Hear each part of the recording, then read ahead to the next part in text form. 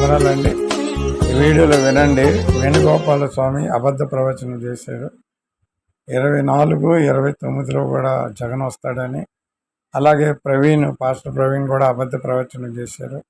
ఇలాగ అబద్ధ ప్రవచనాలు నమ్మకండి. జ్యోతిష్యం మీద, పాస్టర్లు చెప్పే దాని మీద ఆధారపడకండి. దేవుడు ఎవరికి నిర్ణయిస్తారో వాళ్ళే అవుతారు. కాబట్టి దైవ చిత్తాన్ని విడిచిపెట్టండి. ఇది మీరు విన్న తర్వాత దీనికి కమెంట్ అట్ లాస్ట్లో పెట్టండి. Thank you very much. Really ప్రభు సన్నిధిలో నేనంతా నిజమే చెప్తున్నా. నేను నా కంట్రోల్లో లేను. పరిశుద్ధాత్మ దేవుడు ఒక తుఫాను వలె నన్ను అట్లా తీసుకొని వెళ్ళిపోతున్నాడు.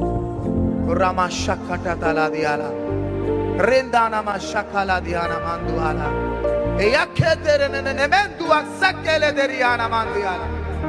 పువ్వు పుష్పించబోతుంది. మరలా పుష్పించబోతుంది. ఇన్వర్టర్ లేకపోయినా, జనరేటర్ లేకపోయినా ఫ్యాన్ ఇంకా తిరగబోతుంది. ఇన్వర్టర్ లేకపోయినా, జనరేటర్ లేకపోయినా మరలా 6 సంవత్సరాలు తిరుగుతూనే ఉంటది. అది పెట్రోల్ లేకపోయినా, డీజిల్ లేకపోయినా కారు ప్రయాణం చేస్తూనే ఉంటది. ఇక నేను ఎక్కువ వివరించలేను. మీకు తెలుసు, మీరు మంచి జ్ఞానవంతులు.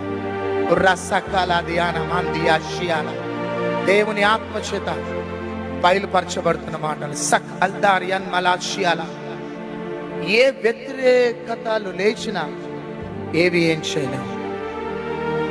ఫ్యాన్ తిరుగుతూనే ఉంటుంది.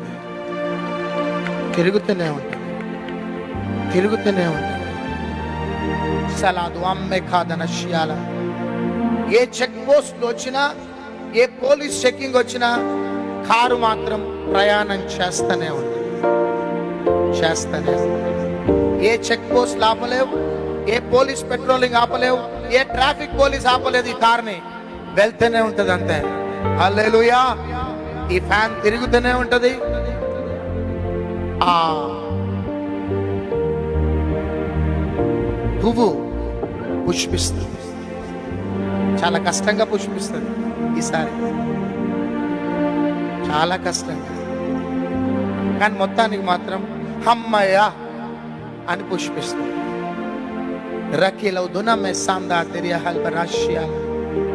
ఇది జరుగును కాదు, ఇది జరగబోతుంది. హల్లెలూయా. రానా కాలాదియానా.